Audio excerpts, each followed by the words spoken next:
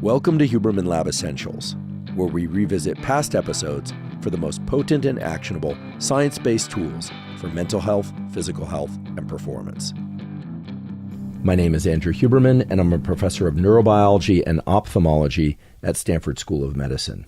Today we're talking about neural plasticity, which is this incredible feature of our nervous systems that allows it to change in response to experience. Neuroplasticity is arguably one of the most important aspects of our biology. It holds the promise for each and all of us to think differently, to learn new things, to forget painful experiences, and to essentially adapt to anything that life brings us by becoming better. So let's get started. Most people are familiar with the word neural plasticity, which is the brain and nervous system's ability to change itself. All of us were born with a nervous system that isn't just capable of change, but was designed to change. When we enter the world, our nervous system is primed for learning. The brain and nervous system of a baby is wired very crudely. The connections are not precise. And we can see evidence of that in the fact that babies are kind of flopping there like a kind of a little potato bug with limbs. They can't really do much in terms of coordinated movement. They certainly can't speak, and they can't really do anything with precision. So I want you to imagine in your mind that when you were brought into this world, you were essentially a widely connected web of connections that was really poor at doing any one thing. And that through your experience, what you were exposed to by your parents or other caretakers, through your social interactions, through your thoughts, through the languages that you learned, through the places you traveled or didn't travel, your nervous system became customized to your unique experience. Now, that's true for certain parts of your brain that are involved in what we call representations of the outside world. A lot of your brain is designed to represent the visual world, or represent the auditory world, or represent the gallery of smells that are possible in the world. However, there are aspects of your nervous system that were designed not to be plastic. They were wired so that plasticity or changes in those circuits is very unlikely. Those circuits include things like the ones that control your heartbeat, the ones that control your breathing, the ones that control your digestion. And thank goodness that those circuits were set up that way, because you want those circuits to be extremely reliable. So many nervous system features like digestion and breathing and heart rate are hard to change. Other aspects of our nervous system are actually quite easy to change. And one of the great gifts of childhood, adolescence, and young adulthood is that we can learn through almost passive experience. We don't have to focus that hard in order to learn new things. And then after age 25, if we want to change those connections, those superhighways of connectivity, we have to engage in some very specific processes. And those processes, as we'll soon learn, are gated, meaning you can't just decide to change your brain. You actually have to go through a series of steps to change your internal state in ways that will allow you to change your brain. Many of us have been captivated by the stories in the popular press about the addition of new neurons. This idea, if you go running or you exercise, your brain actually makes new neurons. Well, I'm going to give you the bad news, which is that after puberty, the human brain and nervous system adds very few, if any, new neurons. So even though we can't add new neurons throughout our lifespan, at least not in very great numbers, it's clear that we can change our nervous system, that the nervous system is available for change, that if we create the right set of circumstances in our brain, chemical circumstances, and if we create the right environmental circumstances around us, our nervous system will shift into a mode in which change isn't just possible, but it's probable. As I mentioned before, the hallmark of the child nervous system is change. It wants to change. One of the ways in which we can all get plasticity at any stage throughout the lifespan is through deficits and impairments in what we call our sensory apparatus, our eyes, our ears, our nose, our mouth. In individuals that are blind from birth, the so-called occipital cortex, the visual cortex in the back, becomes overtaken by hearing. The neurons there will start to respond to sounds as well as braille touch. And actually, there's one particularly tragic incident where a woman who was blind since birth and because of neuroimaging studies, we knew her visual cortex was no longer visual. It was responsible for braille reading and for hearing. She had a stroke that actually took out most of the function of her visual cortex. So then she was blind. She couldn't braille read or hear. She did recover some aspect of function. Now, most people, they don't end up in that highly unfortunate situation. And what we know is that, for instance, blind people who use their visual cortex for braille reading and for hearing have much better auditory acuity and touch acuity, meaning they can sense things with their fingers and they can sense things with their hearing that typical sighted folks wouldn't be able to. In fact, you will find a much greater incidence of perfect pitch in people that are blind. And that tells us that the brain, and in particular this area we call the neocortex, which is the outer part, is really designed to be a map of our own individual experience.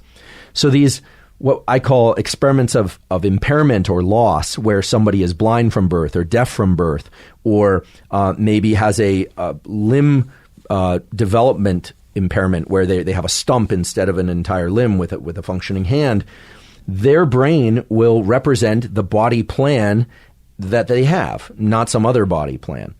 But the beauty of the situation is that the real estate up in the skull, that neocortex, the essence of it is to be a customized map of experience. A few years ago, I was at a course, and a woman came up to me and she said, I wasn't teaching the course, I was in the course. And she said, I just have to tell you that every time you speak, it really stresses me out. And I said, well, I've heard that before, but do you want to be more specific? And she said, yeah, your tone of voice reminds me of somebody that I had a really terrible experience with. I said, well, okay, I can't change my voice, but I really appreciate that you acknowledge that, and it also will help explain why you seem to cringe every time I speak, which I hadn't noticed until then. But after that, I did notice she had a very immediate and kind of visceral response to my speech. But in any event, over the period of this 2-week course, she would come back every once in a while and say, you know what, I think just by telling you that your voice was really difficult for me to listen to, it's actually becoming more tolerable to me. And by the end, we actually became pretty good friends, and we're still in touch. And so what this says is that the recognition of something, whether or not that's an emotional thing or a desire to learn something else, is actually the first step in neuroplasticity. If I get up out of this chair and walk out of the door, I don't think about each step that I'm taking, and that's because I learned how to walk during development. But when we decide that we're going to shift some sort of behavior or some reaction or some new piece of information that we want to learn, is something that we want to bring into our consciousness, that awareness is a remarkable thing because it cues the brain and the rest of the nervous system that when we engage in those reflexive actions going forward, that those reflexive actions are no longer fated to be reflexive. Now, if this sounds a little bit abstract, we're going to talk about protocols for how to do this. But the first step in neuroplasticity is recognizing that you want to change something. We have to know what it is exactly that we want to change. Or if we don't know exactly what it is that we want to change, we at least have to know that we want to change something about some specific experience. Now, there are specific protocols that science tells us we have to follow if we want those changes to occur. What it is it's our forebrain, in particular our prefrontal cortex, signaling the rest of our nervous system that something that we're about to do, hear, feel, or experience is worth paying attention to. So we'll pause there, and then I'm going to move forward. One of the biggest lies in the universe that seems quite prominent right now is that every experience you have changes your brain. People love to say this. They love to say, your brain is going to be different after this lecture, or your brain is going to be different after today's class than it was 2 days ago. And that's absolutely not true. The nervous system doesn't just change because you experience something, unless you're a very young child. The nervous system changes when certain neurochemicals are released and allow whatever neurons are active in the period in which those chemicals are swimming around to strengthen or weaken the connections of those neurons. So when people tell you, oh, at the end of today's lecture or at the end of something, your brain is going to be completely different, that's simply not true. If you're older than 25, your brain will not change unless there's a selective shift in your attention or a selective shift in your experience that tells the brain it's time to change. And those changes occur through strengthening and weakening of particular connections.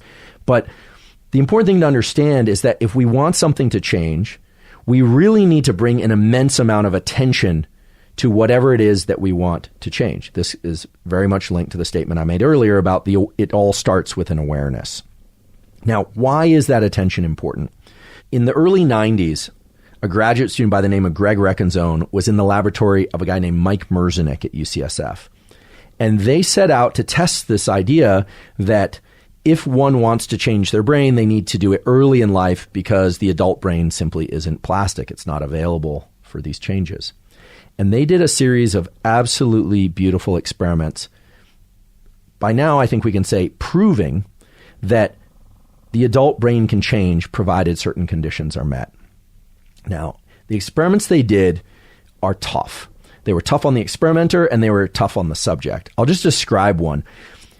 Let's say you were a subject in one of their experiments. You would come into the lab and you'd sit down at a table and they would record from or image your brain and look at the representation of your fingers, the digits as we call them. And there would be a spinning drum, literally a stone drum in front of you or metal drum that had little bumps. Some of the bumps were spaced close together, some of them were spaced far apart. And they would do these experiments where they would expect their subjects to press a lever whenever, for instance, the bumps got closer together or further apart. And these were very subtle differences. So in order to do this, you really have to pay attention to the distance between the bumps. And these were not Braille readers or anyone skilled in doing these kinds of experiments. What they found was that as people paid more and more attention to the distance between these bumps, and they would signal when there was a change by pressing a lever, as they did that, there was very rapid changes, plasticity in the representation of the fingers. And it could go in either direction. You could get people very good at detecting the distance between bumps that the distance was getting smaller or the distance was getting greater. So people could get very good at these tasks that are kind of hard to imagine how they would translate to the real world for a non-Braille reader. But what it told us is that these maps of touch were very much available for plasticity, and these were fully adult subjects. What it proved is that the adult brain is very plastic. And they did some beautiful control experiments that are important for everyone to understand, which is that sometimes they would bring people in and they would have them touch these bumps on this spinning drum, but they would have the person pay attention to an auditory cue. Every time a tone would go off or there was a shift in the pitch of that tone, they would have to signal that. So the subject thought they were doing something related to touch and hearing, and all that showed was that it wasn't just the mere action of touching these bumps. They had to pay attention to the bumps themselves. If they were placing their attention on the auditory cue, on the tone, well, then there was plasticity in the auditory portion of the brain, but not on the touch portion of the brain. And this really spits in the face of this thing that you hear so often, which is every experience that you have is going to change the way your brain works. Absolutely not. The experiences that you pay super careful attention to are what open up plasticity, and it opens up plasticity to that specific experience. So the question then is why? And Merzenich and his graduate students and postdocs went on to address this question of why, and it turns out the answer is a very straightforward neurochemical answer. And the first neurochemical is epinephrine, also adrenaline. We call it adrenaline when it's released from the adrenal glands above our kidneys. That's in the body. We call it epinephrine in the brain, but they are chemically identical substances. Epinephrine is released from a region in the brainstem called locus ceruleus. Epinephrine is released when we pay attention and when we are alert. But the most important thing for getting plasticity is that there be epinephrine, which equates to alertness, plus the release of this neuromodulator acetylcholine. Now, acetylcholine is released from two sites in the brain. One is also in the brainstem, and it's named different things in different animals, but in humans, the most rich site of acetylcholine neurons, or neurons that make acetylcholine, is the parabigeminal nucleus, or the parabrachial region. All you need to know is that you have an area in your brainstem, and that area sends wires, these axons, up into the area of the brain that filters sensory input. So we have this area of the brain called the thalamus, and it is getting bombarded with all sorts of sensory input all the time. But when I pay attention to something, I create a cone of attention. What we call signal to noise goes up. So those of you with an engineering background will be familiar with signal to noise. Those of you who do not have an engineering background, don't worry about it. All it means is that one particular shout in the crowd comes through, acetylcholine acts as a spotlight. But epinephrine for alertness, acetylcholine spotlighting these inputs, those two things alone are not enough to get plasticity. There needs to be this third component, and the third component is acetylcholine released from an area of the forebrain called nucleus basalis. If you really want to get technical, it's called nucleus basalis of Meynert. For any of you that are budding physicians or going to medical school, you should know that. If you have acetylcholine released from the brainstem, acetylcholine released from nucleus basalis, and epinephrine, you can change your brain. And this has been shown again and again and again in a variety of papers, and it is now considered a fundamental principle of how the nervous system works. If you can access these three things of epinephrine, acetylcholine from these two sources, not only will the nervous system change, it has to change. It absolutely will change. And that is the most important thing for people to understand if they want to change their brain. So now let's talk about how we would translate all this scientific information into some protocols that you can actually apply, because I think that's what many of you are interested in. What you do with your health and your medical care is up to you. You're responsible for your health and well-being. So I'm not going to tell you what to do or what to take. I'm going to describe what the literature tells us and suggests about ways to access plasticity. We know we need epinephrine. That means alertness. Most people accomplish this through a cup of coffee and a good night's sleep. So I will say, you should master your sleep schedule, and you should figure out how much sleep you need in order to achieve alertness when you sit down to learn. But once that's in place, the question then is, how do I access this alertness? Well, there are a number of ways. Some people use some pretty elaborate psychological gymnastics. They will tell people that they're going to do something and create some accountability. That could be really good. Or they'll post a picture of themselves online and they'll commit to learning a certain amount, losing a certain amount of weight or something like this. So they can use either shame-based practices to potentially embarrass themselves if they don't follow through. They'll write checks to organizations that they hate and insist that they'll cash them if they don't actually follow through. Or they'll do it out of love. You know, they'll decide that they're going to run a marathon or learn a language or something because of somebody they love, or they want to devote it to somebody. The truth is that from the standpoint of epinephrine and getting alert and activated, it doesn't really matter. Epinephrine is a chemical, and your brain does not distinguish between doing things out of love or hate, anger or fear. It really doesn't. All of those promote autonomic arousal and the release of epinephrine. So I think for most people, if you're feeling not motivated to make these changes, the key thing is to identify not just one, but probably a kit of reasons, several reasons as to why you would want to make this particular change. And being drawn toward a particular goal that you're excited about can be one. Also, being motivated to not be completely afraid, ashamed, or humiliated for not following through on a goal is another. Come up with 2 or 3 things, fear-based perhaps, love-based perhaps, or perhaps several of those, in order to ensure alertness, energy, and attention for the task. And that brings us to the attention part. Now, it's one thing to have an electrode embedded into your brain and increase the amount of acetylcholine.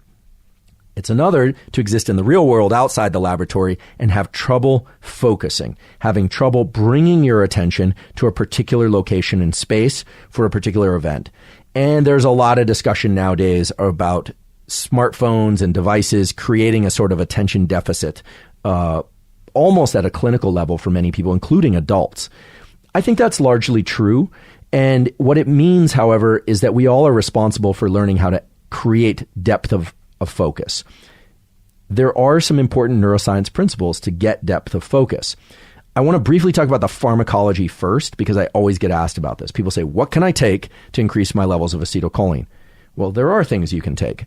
Nicotine is called nicotine because acetylcholine binds to the nicotinic receptor. There are 2 kinds of acetylcholine receptors, muscarinic and nicotinic, but the nicotinic ones are involved in attention and alertness.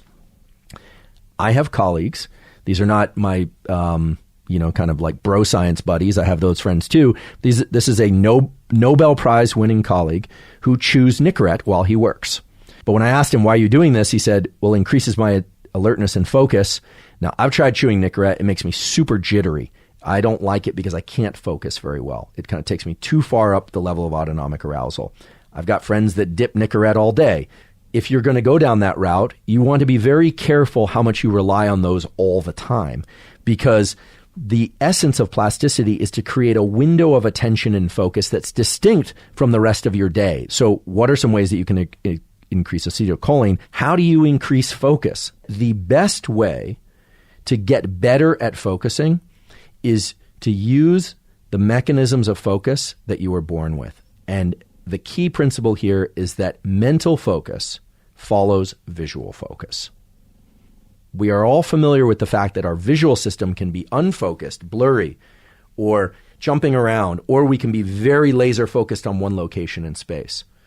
What's interesting and vitally important to understanding how to access neuroplasticity is that you can use your visual focus and you can increase your visual focus as a way of increasing your mental focus abilities more broadly. So I'm going to explain how to do that. Plasticity starts with alertness. That alertness can come from a sense of love, a sense of joy, a sense of fear, doesn't matter. There are pharmacologic ways to access alertness too. The most common one is, of course, caffeine. Many people are now also using Adderall.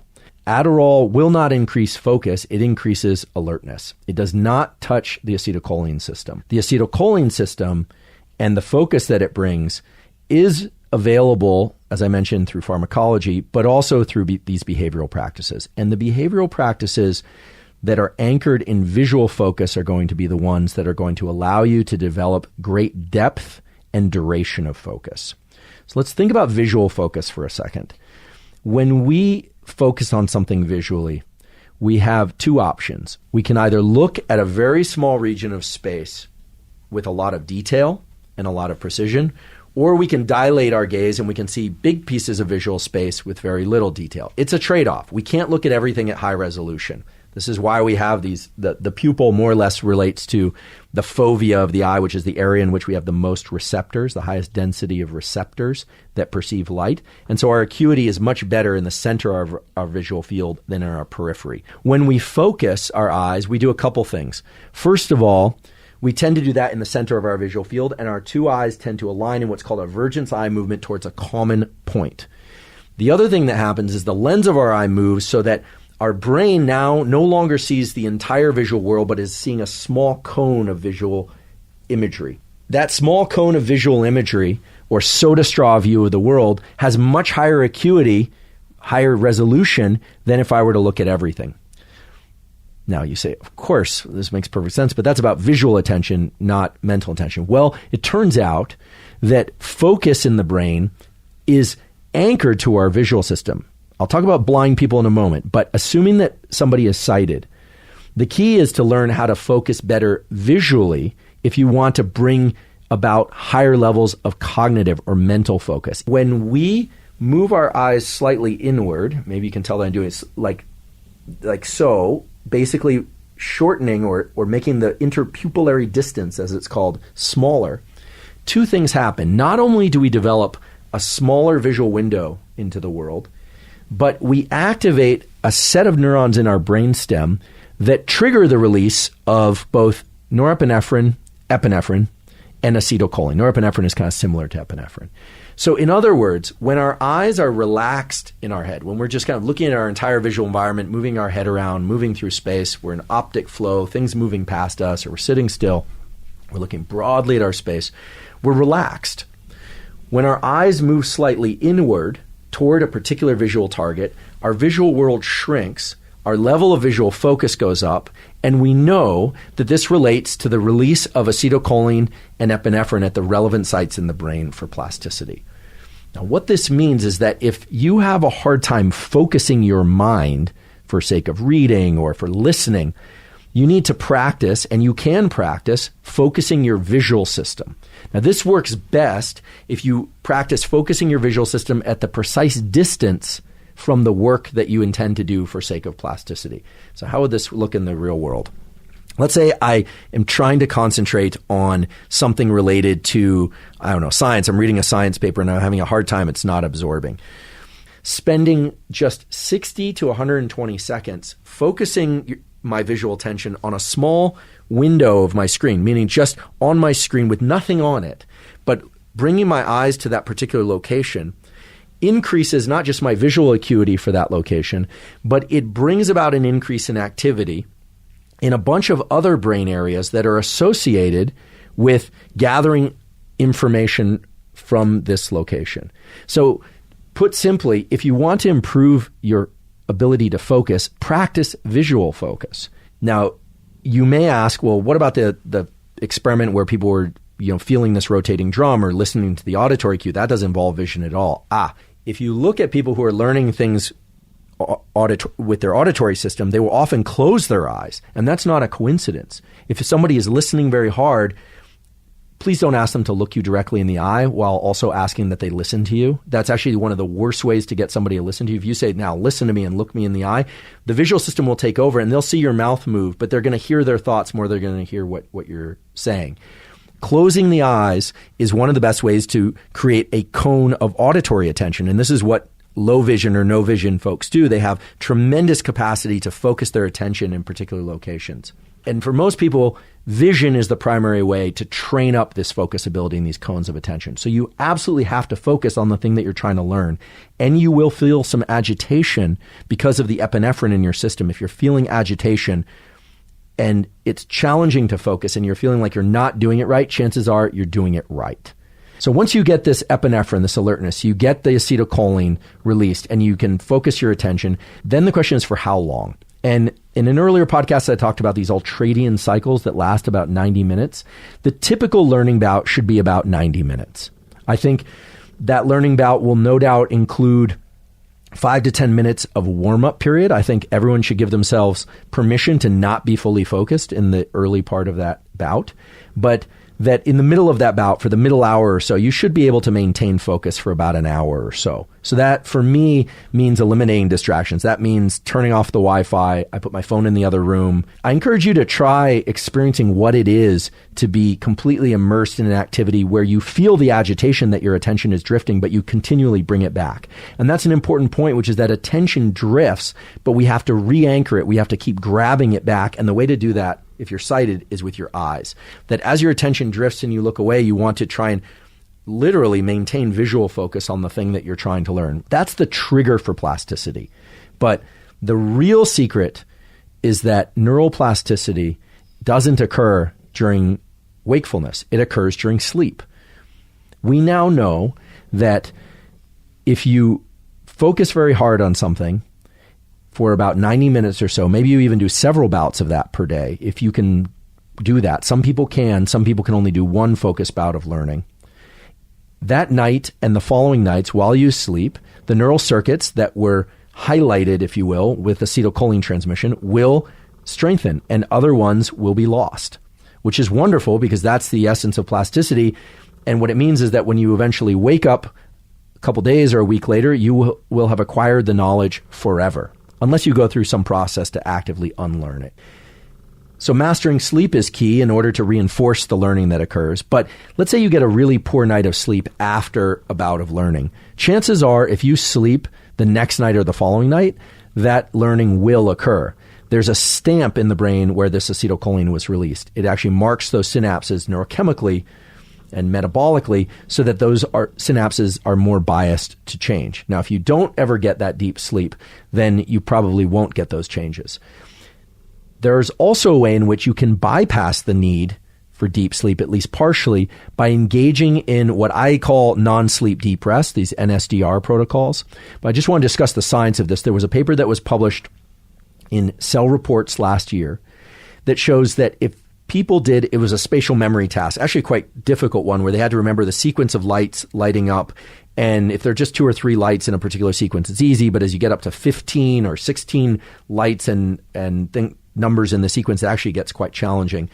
If immediately after, and it was immediately after the learning, the actual performance of this task, people took a 20-minute non-sleep deep rest protocol or took a shallow nap, so lying down, feet slightly elevated perhaps, just closing their eyes, no sensory input, the rates of learning were significantly higher for that information than were that to just had a good night's sleep the following night. So you can actually accelerate learning with these NSDR protocols or with brief naps, 90 minutes or less.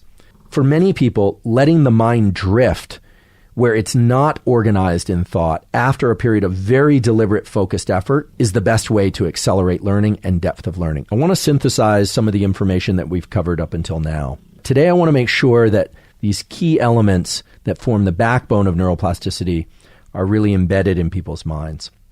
First of all, plasticity occurs throughout the lifespan.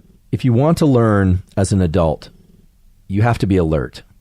It might seem so obvious, but I think a lot of people don't think about when in their 24-hour cycle they're most alert. Just ask yourself, when during the day do you typically tend to be most alert? That will afford you an advantage in learning specific things during that period of time. So don't give up that period of time for things that are meaningless, useless, or not aligned with your goals. That epinephrine released from your brainstem is going to occur more readily at particular phases of your 24-hour cycle than others, during the waking phase, of course.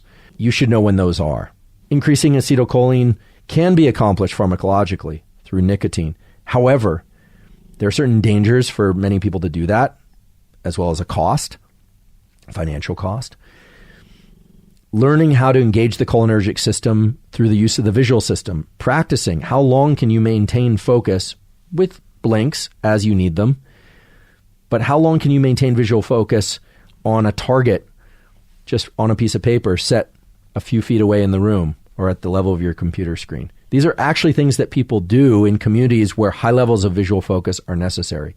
What we're really talking about here is trying to harness the mechanisms of attention and get better at paying attention. You may want to do that with your auditory system, not with your visual system, either because you're low vision or no vision, or because you're trying to learn something that relates more to sounds. You should also ask yourself whether or not you're trying to focus too much for too long during the day. I know some very high-performing individuals, very high-performing in a variety of contexts, and none of them are focused all day long. Many of them take walks down the hallway, sometimes mumbling to themselves or not paying attention to anything else. They go for bike rides. They take walks. They are not trying to engage their mind at maximum focus all the time.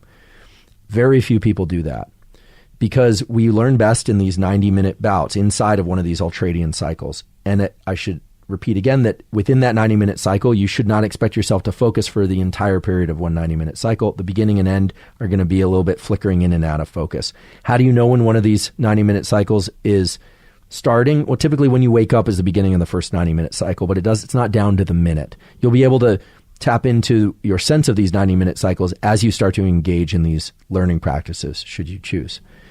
And then, of course, getting some non-sleep deep rest or just deliberate disengagement, such as walking or running or just sitting eyes closed or eyes open kind of mindlessly, it might seem, in a chair, just letting your thoughts move around after a learning bout will accelerate the rate of plasticity. And then, of course, deep sleep. Many of you have very graciously asked how you can help support the Huberman Lab podcast. Best way to do that is to subscribe on YouTube. You might want to also hit the notification button so that you don't miss any upcoming episodes. Leave a comment. As well, if you go to Apple, you can give us a 5-star rating, and there's a place there where also you can leave a comment. And if you prefer to listen on Spotify, subscribe and download on Spotify. In addition, it's always helpful if you recommend the podcast to your friends and family and others who you think might benefit from the information. And as well, please check out our sponsors. That's a great way to help us. Thanks so much for your time and attention. And as always, thank you for your interest in science.